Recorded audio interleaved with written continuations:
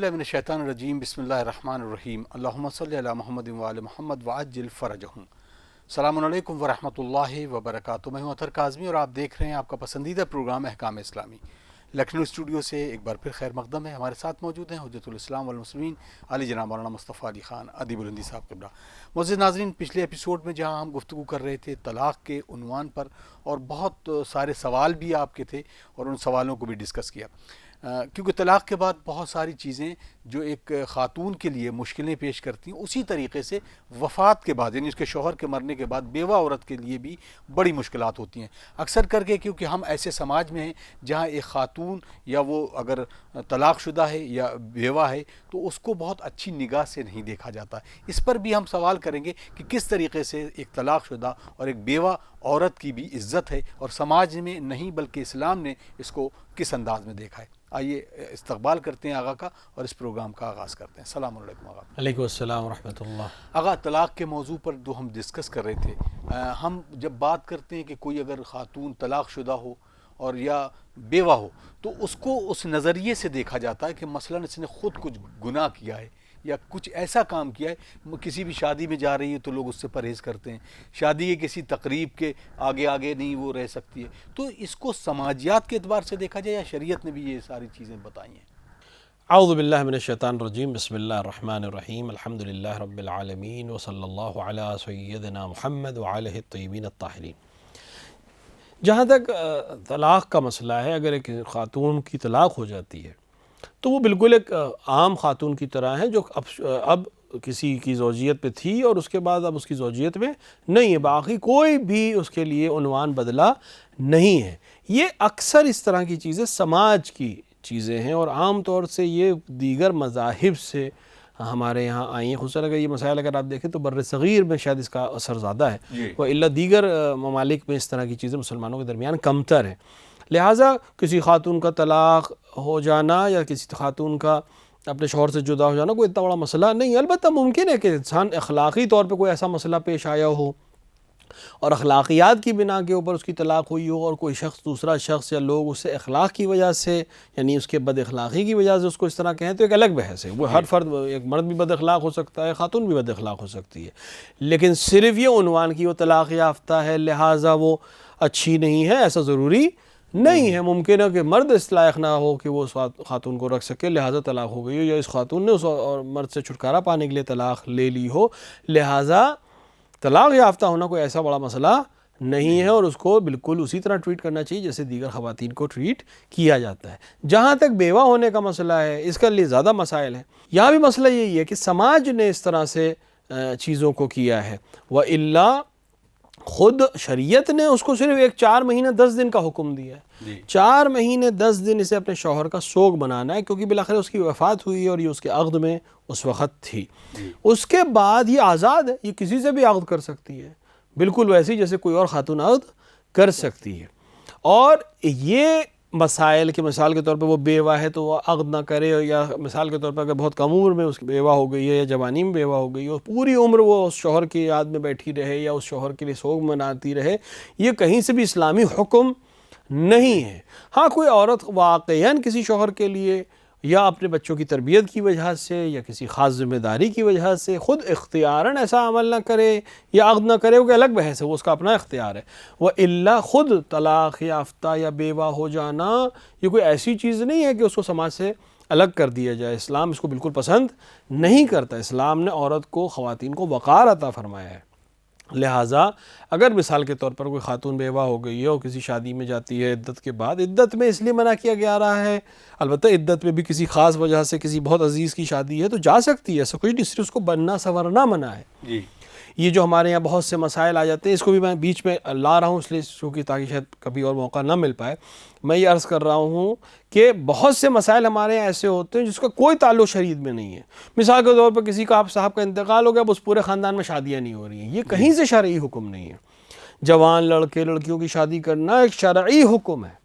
کسی کا سوگ منانا 3 دن سے زیادہ ویسے بھی ریکمینڈڈ نہیں ہے۔ اب صاحب وہ 40ویں کے بعد ہم شادی کریں گے، ہماری 1 سال تک شادی نہیں ہوتی، یہ اصلاً خلاف ہے احکام اسلامی ہے، اور اس کے لیے اس کو بالکل عمل اس پہ نہیں ہونا چاہیے، اور سماج کو آگے بڑھ کر اس کو صحیح کرنے کی ضرورت ہے۔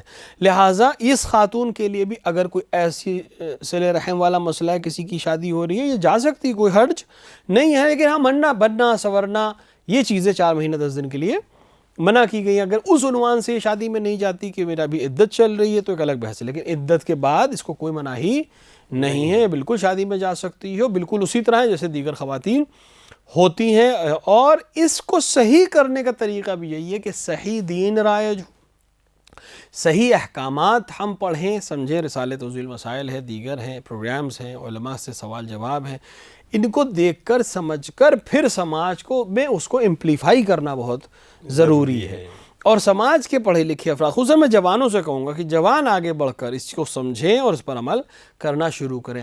اور ساتھ ہی ساتھ ایک سماج کی ایک اور ذمہ داری ہے کہ اس طرح کی خواتین جو بیوہ ہو جائیں یا طلاق یافتہ ہو جائیں اور اپنے گھروں میں رہیں، ان کے لیے بھی ایک ایسا سسٹم فراہم ہونا چاہیے کہ اس طرح کے افراد جو ان سے عقد کر سکتے ہوں، ان سے ان کا عقد کرایا جائے تاکہ وہ سماج کے لیے ایک الگ عنصر جو ان کے اوپر پہچان اور لیبل ہے وہ دھیرے دھیرے اسی طرح سے ختم کیا جا سکتا ہے۔ اور یہی ایک طریقہ کہ بہت سے سماج میں مرد ایسے ہوتے ہیں جن کی طلاق ہو گئی یا زوجہ اس دنیا سے چلی گئی، پہلی پریفرنس انہی لوگوں کو ہے کہ وہ اس طرح کی خواتین سے شادی کر لیں۔ ان خواتین کے لیے بھی کہوں گا کہ وہ اس طرح سے نہ کریں کہ اپنی پوری زندگی مثال کے طور پر وہ طلاق یافتہ یا بیوہ کی حیثیت سے گزارے، نہیں، جو ذمہ داریاں وہ اپنی جگہ پر ہیں، لیکن خود یہ ایک ضرورت ہے انسانی جسم کی بھی اور روح کی بھی، لہٰذا شریعت نے اس کو پسند نہیں کیا کہ انسان اکیلے زندگی گزارے۔ میرا آغا جو سوال تھا وہ یہی تھا کہ اس طرح کی جو خاص طور سے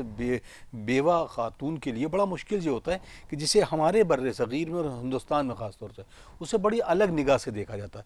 میں نے جو سوال کیا تھا کہ تقریب میں جانے سے پہلے کہ یار یہ بیوہ ہے اور اس کو جو ہے کسی کام میں آگے نہیں آنا چاہیے، اس کا چہرہ نہیں دکھانا چاہیے، تو اس کو کتنا منع کیا؟ کیونکہ ایک اچھے سماج کے لیے اس طرح کی باتیں بڑی مضر ہوتی ہیں۔ بالکل، اس کو منع، دیکھیے منع شریعت ہر چیز کو آ کے منع، اس لیے بہت سی چیزوں کو شریعت آ کے حکم اس لیے نہیں دے گی، وہاں ہوتا ہی نہیں، عرب میں تھا ہی نہیں، رسول کے زمانے میں ایسی کوئی چیز تھی نہیں، تو آگے کیا اس کا حکم دیں گے؟ لیکن عقل میں آنے والی چیز ہے کہ بالآخر آخر ایسا کیوں آپ کر رہے ہیں؟ یہ ظلم ہے کسی کے سلسلے میں اگر اس طرح کا آپ کوئی بات نظریہ رکھتے ہیں، کیونکہ شریعت نے ایسا کوئی حکم اس کو نہیں دیا ہے۔ 4 مہینے 10 دن صرف سوگ بنانے کا حکم دیا ہے، 4 مہینے 10 دن بعد وہ بالکل عام خاتون کی طرح ہے۔ بیوہ ہونا کوئی اس کے اختیار میں تھا، کون خود سے اختیار سے بیوہ ہونا چاہتا ہے؟ کون خاتون چاہے گی کہ میں بیوہ ہو جاؤں، یا کون خاتون چاہے گی کہ میں طلاق یافتہ کہلاؤں؟ لہٰذا مثال یہ سوچنا کہ یہ خاتون جو ہے اس کی وجہ سے اس کا شوہر چلا گیا دنیا سے، تو پھر دنیا کی ہر چیز اس طرح ایک دوسرے سے وابستہ ہے۔ برعکس بھی ہو سکتا ہے، پھر مرد کے لیے بھی یہی کہا جائے جس کی زوجہ اس دنیا سے چلی جائے کہ اس کے سبب سے اس کی زوجہ مر گئی، نہیں، ایسا یہ بالکل غلط تھنکنگ ہے۔ اور میں نے کئی دفعہ اس کی تاکید کی ہے کہ یہ تھنکنگ ہمارے ہاں دیگر ادیان سے آئی ہے، کیونکہ اس طرح کی تھنکنگ ان کے ہاں بہت زیادہ پائی جاتی ہے۔ نحوست ماننا یا مثال کے طور کے اوپر کسی کو بدشگنی ماننا، اس کا اسلام میں کوئی حیثیت نہیں ہے۔ لہٰذا وہ بالکل اسی طرح جیسے دیگر خواتین ہیں، اسی وقار کے ساتھ اسے ہمیں دیکھنا چاہیے اور سمجھنا چاہیے، اور اس کو اسی طرح سے ہمیں احترام کرنا چاہیے۔ اور اس کا بہترین رائے حل وہی ہے کہ اگر ہم ان طلاق یافتہ خواتین کی اور خصوصاً بیوہ خواتین کو سرپرستی میں دے دیں، یعنی عقد کے ذریعے سے ان کو پھر کسی کی زوجیت میں دے دیں، تو شاید ان کا وقار پہلے سے بہت بہتر ہو جائے اور سماج میں ہم ان کے وقار کو تبدیل کر سکیں۔ جزاک اللہ۔ ایک سوال بہت اہم ہے، اس میں ان صاحب نے پوچھا ہے کیا شوہر کے انتقال کے بعد اس کے والد سے، اور یہ عدہ وفات کمپلیٹ کر لے تو اس کا والد اس سے عقد کر سکتا ہے؟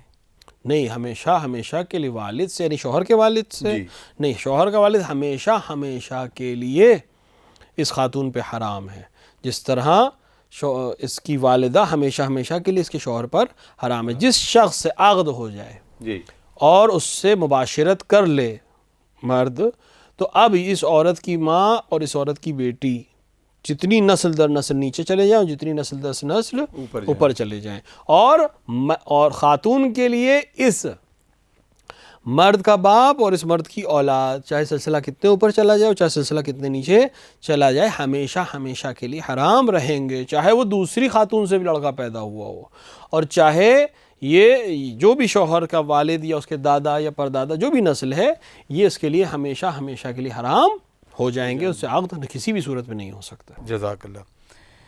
ایک اور سوال جو سلام علیکم، وعلیکم السلام، جب طلاق کے بعد اپنے بیوی کے مائکے جانے کے بعد کیا نان و نفقہ شوہر پر ضروری ہو جاتا ہے؟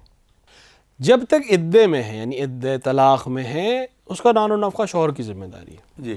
یعنی 3 مہینے تک، تقریباً 3 مہینے، میں نے عرض کیا تقریباً 3 مہینے تک چونکہ رجوع کر سکتا ہے، رجوع کا حق رکھتا ہے، لہٰذا اس کو نان و نفقے کی ذمہ داری بھی مرد کے اوپر باقی رہے گی. اگر وہ اسی گھر میں رہتی ہے تب تو کوئی مسئلہ ہے ہی نہیں، اس کو گھر میں ہی شوہر کو حق نہیں کہ اپنے گھر سے اس کو باہر نکال دے جب تک کہ عدت تمام نہ ہو جائے. اگر اپنے گھر میں، اسی گھر میں رہ رہی ہے اور تو شوہر تو دے، اس کا نان و نفقہ کے ذمہ دار ہے ہی. اگر اپنے گھر چلی جاتی ہے اور اپنے میکے، جس کو ہم اپنی اصطلاح میں کہتے ہیں، چلی جاتی ہے، تب بھی اس کے نان و نفقے کی ذمہ داری عدے کے دوران شوہر کے اوپر رہے گی.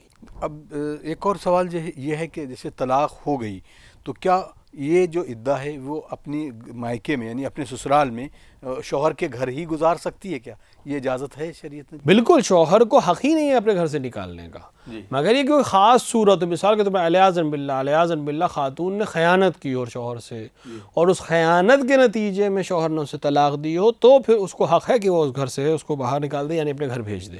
لیکن باقی صورت میں ضروری نہیں کہ وہ اپنے گھر جائے، اسی اپنے گھر میں جہاں وہ رہتی ہے اپنے شوہر کے ساتھ رہ سکتی ہے، بلکہ ریکمینڈ کیا گیا کہ رہے، کیونکہ بہت ممکن ہے کہ ساتھ میں رہنے کے نتیجے میں ممکن ہے دوبارہ محبت جاگ جائے اور رجوع کے ذریعے سے یہ شوہر اس کو دوبارہ اپنی زوجہ بنا لے. کیونکہ شریعت نے طلاق ایک آپشن رکھا ہے، شریعت کو بہت زیادہ پسند یہ چیز نہیں ہے، لیکن چونکہ بالآخر انسانی زندگی میں ممکن ہے کہ کوئی لوگ آپس میں ساتھ میں نہ رہنا چاہیں، کسی وجہ سے نہ اتفاقی ہو جائے، ذہن نہ مل پائیں، مائنڈ سیٹ نہ بن پائے، تو کیوں دونوں کی زندگی ہمیشہ میں شکل خراب کی جائے. لہٰذا طلاق کا ایک آپشن عقد کو ختم کرنے کے لیے رکھا گیا.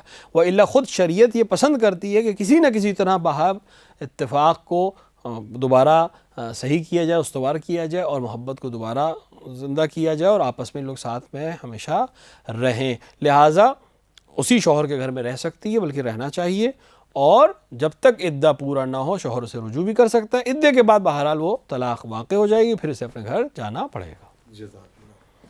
مظفر نگر سے یہ صاحب سوال کرتے ہیں، السلام علیکم، اگر یہ بتائیں کہ میرا ایک کزن ہے جس کا انتقال ہو گیا ہے اور میرے چچا بھی حیات ہیں، اور اس کے بعد اس کی جو زوجہ ہے وہ گھر میں ابھی ہے کیونکہ وہ عدہ پورا نہیں کر رہی ہے. کیا اس کے عدے کے بعد، کیوں اس کا کوئی بیٹا بھی نہیں ہے، تو اس کے لیے جو وراثت ہے اس ہمارے جو کزن کی، وہ اس کو کس طرح سے ملے گی؟ ملنا بھی چاہیے یا باپ اس کو برطرف کر سکتا ہے؟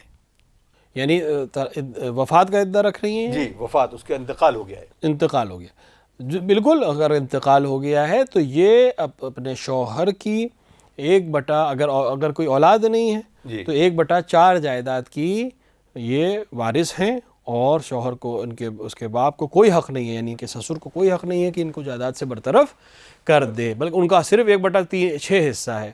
1/6 حصہ وہ اپنے بیٹے کی جائیداد سے لیں گے، باقی 1/4 جائیداد جو ہے وہ زوجہ کو ملے گی، اور باقی دیگر ورثہ جو ہوں گے ان میں بٹے گا. باپ پوری طرح سے بیٹے کا وارث نہیں ہوتا ہے، صرف 1/6 کا ہوتا ہے. اگر اس کی زوجہ زندہ ہے، یعنی بیٹے کی ماں زندہ ہے، تو وہ بھی وارث بنے گی. لیکن کوئی بھی وارث بنے، زوجہ کا 1/4 حصہ کہیں نہیں جائے گا. اگر اولاد ہوتی تو 1/8 ان کا حصہ ہوتا، لیکن اگر اولاد نہیں ہے تو 1/4 ان کا حصہ ہے، جس کو کوئی سلب نہیں کر سکتا. اگر سلب کرتا ہے تو وہ عقل السحت ہے، یعنی مال حرام اپنے شکم میں ڈال رہا ہے اور جہنم کی آگ سے اپنے شکم کو بھر رہا ہے، اور اس کو کوئی حق نہیں حاصل ہے کہ اپنے بیٹے کی جائیداد سے اس کی زوجہ کو برطرف کر دے.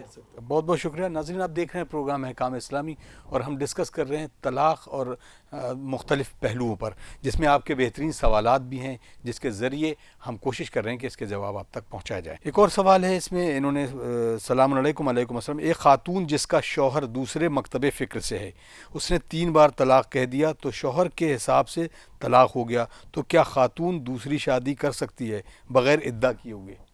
نہیں، عدت اسے رکھنا ہی پڑے گا، کیونکہ اگر اس سے طلاق واقع ہو گئی، اگر اس کی طلاق واقع نہ بھی ہوتی، اگر طلاق واقع نہیں ہوتی تو یہ اس کی زوجہ ہی رہے گی. لیکن اگر دوسرے مکاتب کے لحاظ سے اگر طلاق دے دی ہے اس نے، تو طلاق، ایک بار کی طلاق تو بالکل بالآخر واقع ہو جائے گی.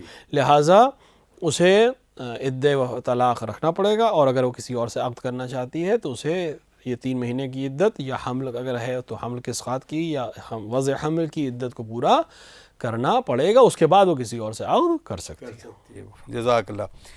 اور سوال السلام علیکم آغا، یہ بتائیں کہ کوئی خاتون جس نے اپنے شوہر سے 10 سال سے قطع تعلق کر لیا ہو، کیا اس کو بھی عدہ مکمل کرنا ہوگا؟ وہ خواتین جو عام طور سے میں نے عرض کیا تھا بہت پہلے کہ جس سے شوہر نے مجامعت نہ کی ہو یا مجامعت کے بعد وقت گزر چکا ہو، اختلاط المیاہ کو مثلا، ان کے لیے عدہ عام طور سے نہیں ہے۔ جی، لیکن اگر 10 سال سے جدا ہیں اور ابھی طلاق واقع نہیں ہوئی ہے، یعنی شوہر نے طلاق کا صیغہ جاری نہیں کیا ہے، تو جب وہ صیغہ جاری کرے تو بعض علماء کہتے ہیں یہاں پر احتیاط ہے کہ وہ عدہ رکھے۔ لیکن اگر 10 سال کا عرصہ ہے اور ایک دوسرے سے کوئی رابطہ نہیں ہے اور کسی قسم کا بھی کوئی تعلق نہیں ہے تو پھر اس کو عدے کی ضرورت نہیں ہے۔ یہ بھی سوال انہوں نے کیا ہے بنارس سے۔ السلام علیکم آغا، ہماری شادی بچپن میں ہو گئی تھی، ہمیں پتہ ہی نہیں، نہ مجھے نہ میری وائف جو میری کزن بھی ہے۔ اب ہم لوگ کیونکہ سن بلوغ پہ آئے ہیں اور ہم پر پریشر بنایا جا رہا ہے کہ ہم رخصتی کر لیں، لیکن ہم یہ چاہتے ہیں کہ ہم لوگ اپنی زندگی الگ طرح سے جئیں، کیونکہ میں بھی اس کو نہیں پسند کرتا ہوں اور وہ بھی۔ تو ہمارے لیے کیا حکم ہوگا، کس طریقے سے ہم طلاق کریں؟ کیا ہمارا طلاق پڑھوانا ضروری ہے یا بغیر کسی عذر کے ہم لوگ طلاق کر سکتے ہیں؟ دیکھیے، طلاق کے لیے عذر کی ضرورت نہیں ہوتی ہے اگر عقد پڑھا گیا ہے۔ ایک دفعہ ہوتا ہے کہ صرف آپس میں بات ہوئی ہے، بڑوں نے طے کیا کہ ان بچوں کی شادی ہم کر دیں گے، جس کو اور منگنی جسے ہم کہتے ہیں اپنی اصطلاح میں، اگر وہ ہے تب تو عقد کے لیے اگر عقد ہوا ہے تو یہ دونوں ایک دوسرے کے زن و شوہر ہیں۔ جی، اگر سن بلوغ میں نہیں تھے اور ان کے ولی نے ان کے لیے عقد پڑھ دیا ہے تب بھی یہ ایک دوسرے کے زن و شوہر رہیں گے۔ اب اگر یہ طلاق نہیں چاہتے ایک دوسرے کے ساتھ رہنا جی، تو اس کا واحد طریقہ یہ بالغ ہونے کے بعد یہ صیغہ طلاق جاری کر دیں، اور وہ خاتون صیغہ طلاق جاری ہوتی چونکہ اس کا ان سے مجامعت نہیں ہوئی ہے لہٰذا اس کو عدت رکھنے کی بھی ضرورت نہیں ہے، اور طلاق بائن ہو جائے گی اور وہ اپنا عقد کسی سے بھی کر سکتی ہے، یہ بھی کسی سے بھی شادی کر سکتے ہیں، لیکن ان کو طلاق دینی پڑے گی تاکہ وہ اس عقد سے باہر آ جائے جو بچپن میں کیا گیا تھا۔ جزاک اللہ۔ یہ بھی سوال بہت اہم ہے۔ السلام علیکم آغا، یہ بتائیں کہ کون کون سی ایسی چیزیں جس کے عمل سے شوہر کی جس میں سے خود بخود طلاق ہو جائے، وہ کون سی ایسی چیزیں ہیں؟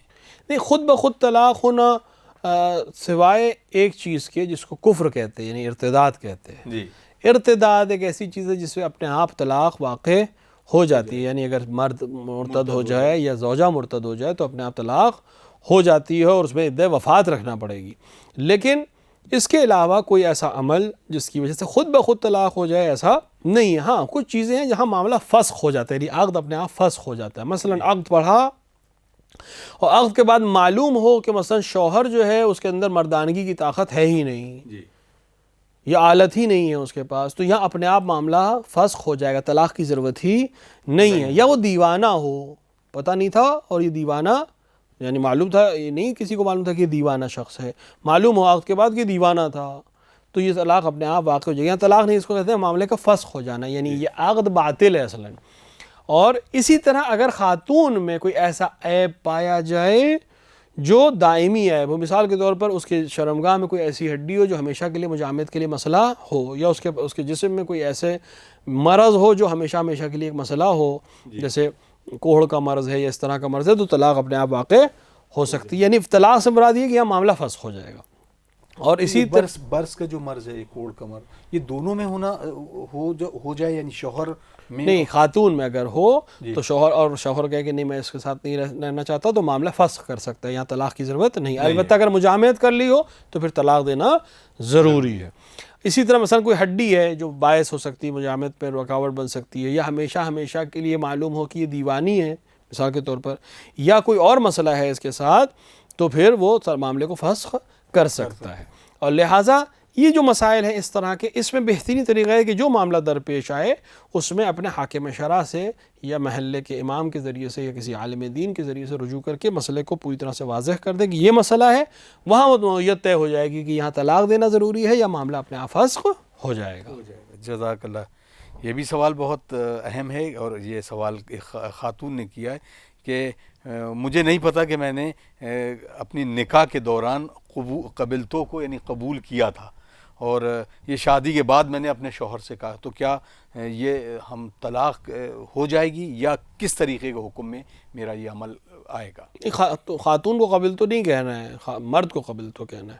خاتون کا عقد اگر اس کے وکیل نے پڑھا ہے اور اس نے زوجیت پہ دیا ہے اور مرد نے یا مرد کے وکیل نے قبل تو کہہ دیا ہے تو یہ عقد واقع ہو جائے گا۔ یعنی اگر خاتون، البتہ اگر عقد پڑھا ہی نہیں گیا، جی، یعنی نہ خاتون نے صیغہ پڑھا نہ خاتون نے کسی کو وکیل کیا اس کے لیے صیغہ پڑھنے کا، تو ان کے لیے ضروری ہے کہ صیغہ عقد جاری کریں، وإلا یہ عمل صحیح نہیں ہے۔ لیکن اگر ان کو پتہ نہیں تھا، لیکن ان کے باپ نے اپنی اجازت سے یا انہوں نے کسی کو وکیل بنایا تھا اور اس نے ان کے لیے عقد پڑھ دیا تھا اور مرد کے وکیل نے یا مرد نے قبول کر لیا تھا، تو یہ واقعہ یعنی یہ ایک دوسرے کے زن و شوہر ہیں اور تمام احکام جو ازدواجی ہیں وہ آپس میں مرتب کیے جا سکتے ہیں۔ جزاک اللہ۔ السلام علیکم آقا۔ علیکم السلام۔ ایک خاتون جو کہ غیر مسلم ہے اور اگر وہ اسلام قبول کرتی ہے تو کیا اس سے نکاح کر سکتے ہیں؟ غیر مسلم خاتون اگر اسلام قبول کر لیتی ہے تو مسلمان خاتون کے حکم میں ہے، اس سے بالکل عقد کر سکتے ہیں۔ اور اگر غیر مسلم ہے لیکن اہل کتاب خاتون ہے جی، تو اس سے بھی عقد غیر دائم یعنی جسے عقد موقت کہتے ہیں وہ بھی کیا جا سکتا ہے۔ السلام علیکم۔ کیا اہل کتاب سے نکاح کیا جا سکتا ہے؟ جی میں نے ابھی عرض کیا کہ اہل کتاب خاتون سے عقد دائم کے لیے علماء منع کرتے ہیں، بنابر احتیاط عقد منع کرتے ہیں، لیکن عقد غیر دائم جسے ہم متع کہتے ہیں وہ اہل کتاب خواتین سے کیا جا سکتا ہے، ان کو مذہب تبدیل کرنے کی بھی ضرورت نہیں ہے۔ کانپور سے وجاہت صاحب سوال کرتے ہیں کہ آقا یہ بتائیں کہ کیا کوئی خاتون یا کوئی انسان جس میں مرض پایا جاتا ہو HIV کا، تو کیا اس کے لیے بھی طلاق اسی انداز میں ہوگی یا خود بخود یہ طلاق ہو جائے گی؟ نہیں، HIV ایک ایسا مرض نہیں ہے جس کی وجہ سے طلاق اپنے آپ واقع ہو جائے، اور HIV پیشنٹ کو ضروری نہیں کہ طلاق دے انسان، کیونکہ ایک ایسا مرض ہے جو کسی کو بھی ہو سکتا ہے، اور یہ ایک ایسا مرض نہیں ہے کہ آپ کو اس کو فوراً طلاق دے دیں، کیونکہ کسی بھی وجہ سے یہ مرض ہو سکتا ہے اور کسی کو بھی ہو سکتا ہے جی، اور یہ ایسے امراض میں سے نہیں ہے کہ جس کی وجہ سے جس کو ہم برس یا کوڑھ کے حکم میں لائیں۔ لہٰذا اگر آپ کی کسی کی زوجہ کو یہ مرض ہو جائے تو بہتر یہ ہے کہ اس کی کفالت کرے صحیح سے، اس کا خیال رکھے صحیح سے، اور جو عہد اور پیمان ازدواج کے نتیجے میں کیا تھا اس کو پورا کرے۔ لیکن پھر بھی کسی وجہ سے بھی اگر جدا ہونا چاہتا ہے یا اسی HIV کی وجہ سے جدا ہونا چاہتا ہے تو اسے طلاق دینی پڑے گی۔ جزاک اللہ۔ اب اس میں کچھ اور دوسرے بھی سوال ہیں۔ السلام علیکم آقا، یہ کانپور سے ہی سوال ہے۔ علیکم السلام۔ کہ شارٹ پہن کر کیا نماز پڑھ سکتے ہیں؟ شارٹس پہن کر نماز، اگر شارٹ سے مراد وہ لباس ہے جو کمر سے لے کر گھٹنے تک پورے باڈی کو کور کر لیتا ہے تو اس میں نماز ہو سکتی ہے، اگر مرد اگر اس طرح سے پہنے ہوئے۔ لیکن اگر شارٹ سے مراد وہ اس طرح کی لباس ہے جو کمر کے سے پہنا جاتا ہے لیکن گھٹنے کے اوپر ہی تک خالی آتا ہے تو اس پہ نماز نہیں ہو سکتی۔ من سرۃ الی الرکبہ، یعنی ناف سے لے کر گھٹنے تک مرد کی شرمگاہ کے حکم میں حالت نماز میں، اس کو پوری طرح سے چھپانا نماز میں ضروری ہے۔ بہت بہت شکریہ آقا، بالکل وقت اجازت نہیں دے رہا۔ ناظرین آپ دیکھ رہے ہیں پروگرام احکام اسلامی، اور کیونکہ ہم موضوع طلاق پہ ڈسکس کر رہے تو کچھ اہم سوال تھے جو ہم نے ڈسکس کیے اور الحمدللہ اس کے بہترین جواب آپ تک پہنچانے کی کوشش کی۔ ہم ان تمام پروگرام کے ذریعے آپ تک پہنچنے کی کوشش کر رہے ہیں اور آپ سے گزارش ہے کہ آپ اپنا تعاون بھی ہمیں ضرور فراہم کریں۔ دیے گئے جو اسکرول پر بینک کی ڈیٹیلز ہیں آپ ان کے ذریعے ہم تک اپنا تعاون بھیج سکتے ہیں، وہ چاہے رقم شرعی ہو یا اس کے دیگر جو امور ہیں اس تمام چیزیں تک ہم تک پہنچا سکتے ہیں۔ آئی ناظرین ہمیں اجازت دیجیے اور اس پروگرام کے علاوہ ہم دیگر پروگرام میں آپ سے پھر ملاقات کریں گے۔ والسلام علیکم ورحمۃ اللہ وبرکاتہ۔ اللہم عجل لولیک الفرج۔